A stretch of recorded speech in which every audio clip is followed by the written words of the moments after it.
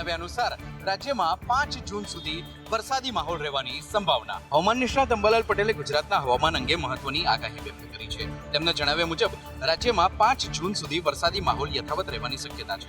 તેમજ 7 થી 9 જૂન દરમિયાન દક્ષિણ ગુજરાતના વિસ્તારોમાં વરસાદ પડી શકે છે. આગાહી અનુસાર 11 થી 5 જૂન અને 20 થી 28 જૂન દરમિયાન પણ રાજ્યના વિવિધ ભાગોમાં વરસાદની સંભાવના છે. આ સમયગાળા દરમિયાન વરસાદી સિસ્ટમ સક્રિય રહેતા હવામાનમાં સતત ફેરફાર જોવા મળી શકે છે. અંબાલાલ પટેલે વધુમાં જણાવ્યું છે કે ચોમાસાની ગતિમાં પણ બદલાવ આવી શકે છે. જુલાઈ મહિનામાં અલ નીનોની અસર પર પણ ખાસ નજર રહેશે, જેના કારણે વરસાદના પ્રમાણ અને વિતરણમાં ફેરફાર થવાની શક્યતા છે. રાજ્યના ખેડૂતો અને નાગરિકોને હવામાન વિભાગની આગાહીઓ પર ધ્યાન રાખવાની સલાહ આપવામાં આવી છે. રાજ્યના ખેડૂતોને હવામાન વિભાગની આગાહી પર ટૂંકમાં ધ્યાન રાખવાની સલાહ આપવામાં આવી છે અને તેનું યોગ્ય રીતે પાલન કરવા માટેની પણ સલાહ આપવામાં આવી છે. સુરતના તંત્રની પ્રી મોન્સૂનની કામગીરીની પોલ એક જ વરસાદે ખોલી નાખી છે. શહેરના ઉધના વિસ્તારમાં ભીમનગર ખાતે પ્રથમ વરસાદે જ એક મોટી સમસ્યા બનીને સામે આવી છે. સુરત શહેરમાં સિઝનના પ્રથમ વરસાદે તંત્રની તૈયારીઓની પોલ ખોલી નાખી છે. ઉધના વિસ્તારના ભીમનગરમાં વરસાદ બાદ રસ્તાઓ પર પાણી ભરાઈ જતા સ્થાનિકો અને વાહન ચાલકોને ભારે હાલાકી સામનો કરવાનો વારો પડ્યો હતો. સ્થિતિ એટલી ગંભીર બની કે ગટરના પાણી પણ રસ્તા પર ફરી વળતા દુર્ગંધ અને ગંદકીનો માહોલ સર્જાયો હતો. દર વર્ષે વરસાદી સિઝનમાં આ વિસ્તારમાં પાણી ભરાવાની સમસ્યા યથાવત રહેતી હોવાના કારણે કાયમી ઉકેલ ન આવતા સ્થાનિકોમાં પણ રોષનો માહોલ જોવા મળ્યો હતો. ડ્રેનેજ વ્યવસ્થાઓની ખામી ફરી એકવાર સામે આવી છે, જ્યાં પાણી ભરાવાના કારણે ટ્રાફિક વ્યવસ્થા પણ પ્રભાવિત થઈ હતી. સ્થાનિક લોકોએ તાત્કાલિક અને કાયમી ઉકેલ લાવવા માટે તંત્ર સમક્ષ અનેક વખત રજૂઆતો કરી છે. દર વર્ષે ચોમાસાની પહેલા જ વરસાદમાં આ પ્રકારની સ્થિતિ સર્જાતી હોય છે, પરંતુ ભીમનગરમાં દરેક વરસાદની આ સ્થિતિ સર્જાતા પ્રી મોન્સૂનની કામગીરી માત્ર કાગળ ઉપર જ હોય તે સૌથી મોટો સવાલ ઉઠી રહ્યો છે. અમદાવાદમાં સામાન્ય વરસાદે તંત્રની પ્રી મોન્સૂન પ્લાનની પોલ ખુલી દીધી છે. પીપળજ સહિતના અનેક વિસ્તારોમાં વરસાદી પાણી ભરાતા વાહન ચાલકો અને લોકો મુશ્કેલીમાં મુકાયા હતા. અમદાવાદમાં પડેલા સામાન્ય વરસાદે તંત્રની પ્રી મોન્સૂન કામગીરીના દાવાઓ પર સવાલો ઉભા કર્યા છે. પીપળજ રોડ, નારોલ, રામોલ અને કોજી હોટેલ વિસ્તાર સહિતના અનેક વિસ્તારોમાં વરસાદી પાણી ભરાઈ ગયા હતા. વરસાદ બંધ થયા બાદ પણ પાણીનો નિકાલ ન થતા રસ્તાઓ પર ટ્રાફિક પ્રભાવિત થયો અને સ્થાનિકોને ભારે હાલાકીનો સામનો કરવો પડ્યો હતો. કેટલીક જગ્યાએ દુકાનોમાં પણ પાણી ફરી વળતા વેપારીઓને નુકસાનની ચિંતા સતાવી રહી છે. સામાન્ય વરસાદમાં જ ઘૂંટણસમાં પાણી ભરાતા ડ્રેનેજ વ્યવસ્થાની ખામીઓ સામે આવી છે. શહેરમાં પાણી નિકાલની કામગીરી અને પ્રી મોન્સૂન પ્લાનની અસરકારકતા અંગે હવે નાગરિકોમાં અસંતોષ જોવા મળી રહ્યો છે. સામાન્ય વરસાદમાં શહેરના અનેક વિસ્તારો પાણીમાં ગરકાવ થયા હતા, જેને લઈને તંત્રની કામગીરી પર સવાલો ઉઠ્યા છે. અમદાવાદની સાબરમતી નદીને સ્વચ્છ અને સુંદર બનાવવા માટે આજથી મહાસફાઈ અભિયાનનો પ્રારંભ કરવામાં આવ્યો છે.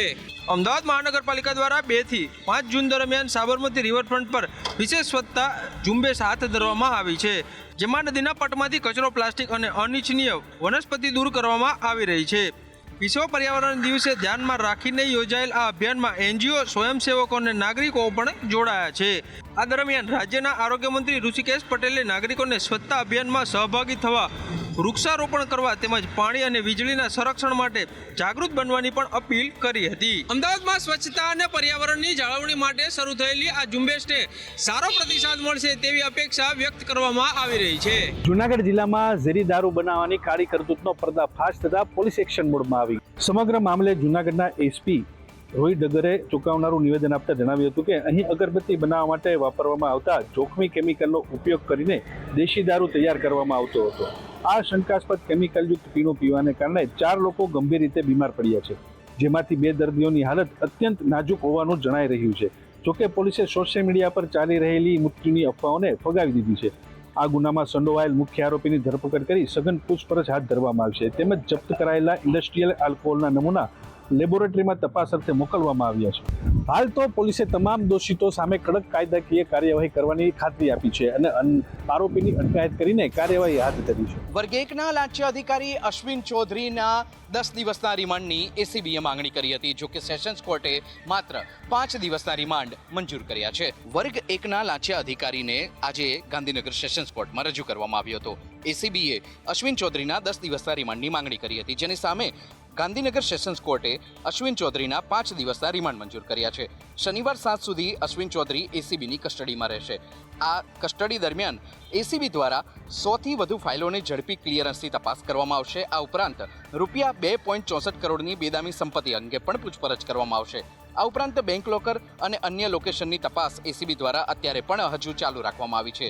જૂની મંજૂર થયેલી ફાઇલોની પણ ચકાસણી કરવામાં આવી રહી છે. આ ઉપરાંત વચેટિયા અને સ્ટાફની સંડોવણી છે કે કેમ તે દિશામાં તપાસ કરવામાં આવી રહી છે. એસીબી દ્વારા હાલ અશ્વિન ચૌધરીની સઘન પૂછપરછ કરવામાં આવી રહી છે. આ રિમાન્ડ દરમિયાન અનેક રહસ્યો પરથી પડદા ઉચકાઈ શકે છે.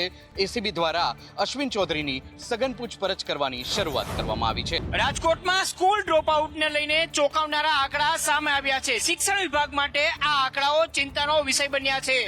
રાજકોટ શિક્ષણ વિભાગના તાજેતરના સર્વેમાં ડ્રોપઆઉટ રેશિયાને લઈને ચોંકાવનારા આંકડા સામે આવ્યા છે. જિલ્લામાં 45,000થી વધુ વિદ્યાર્થીઓએ અધવચ્ચેથી અભ્યાસ છોડી દીધો છે. સર્વે દરમિયાન જાણવા મળ્યું કે 12,000થી વધુ વાલીઓએ તેમના બાળકોને આગળ ભણાવવાનો સ્પષ્ટ ઇનકાર કર્યો છે, જ્યારે 8,000થી વધુ વિદ્યાર્થીઓ અન્ય સ્થળે સ્થળાંતર થઈ ગયા છે. આ ચિંતાજનક સ્થિતિને ડામવા અને ડ્રોપ આઉટ રેશિયો ઘટાડવા માટે શિક્ષણ વિભાગ દ્વારા વિશેષ અભિયાન શરૂ કરવામાં આવ્યું છે. તંત્ર હાલ આ તમામ બાળકોને ફરીથી શાળાના પગથિયા ચડાવવા અને શિક્ષણના મુખ્ય પ્રવાહમાં પાછા લાવવા માટે સખત મહેનત કરી રહ્યું છે. 45,000 કરતા વધુ વિદ્યાર્થીઓ અધવચ્ચે જ શાળા છોડી દે એ તંત્ર માટે ચિંતાનો વિષય છે. હવે ફરીથી આ વિદ્યાર્થીઓ શાળાએ જાય એ માટે હાલ શિક્ષણ વિભાગ પ્રયાસ કરી રહ્યું છે. કચ્છ વાવાઝોડામાં હાલમાં લગાવેલા થાંભલા ધરાશાય થતા પાલિકાએ ગંભીર નોંધ લીધી છે. વડોદરામાં સ્મશાનના નવીનીકરણ દરમિયાન થયેલી બેદરકારીનો મામલો સામે આવ્યો છે. ખાસવાડી વિસ્તારમાં ચીમની ધરાશય થવાની ઘટના બાદ મહાવીર એસ્ટેટમાં પણ ચીમનીનો પોલ પડ્યો હતો. આ ઘટનાની ગંભીરતાથી લઈને તંત્ર દ્વારા સંબંધિત કોન્ટ્રાક્ટરને નોટિસ પાઠવવામાં આવી છે. પ્રાથમિક તપાસમાં ગંભીર બેદરકારી સામે આવી છે, જેમાં 12 બોલ્ટના બદલે માત્ર 4 બોલ્ટ લગાવવામાં આવ્યા હોવાનું ખુલ્યું છે. હાલ તંત્ર દ્વારા સમગ્ર મામલે વધુ તપાસ હાથ ધરાઈ છે. વડોદરાના ખાસવાડી સ્મશાન ખાતે ચીમની ધરાશાય થવા મુદ્દા પર વડોદરા મહાનગરપાલિકાએ કડક પગલાં લીધા છે. આફ્રિકા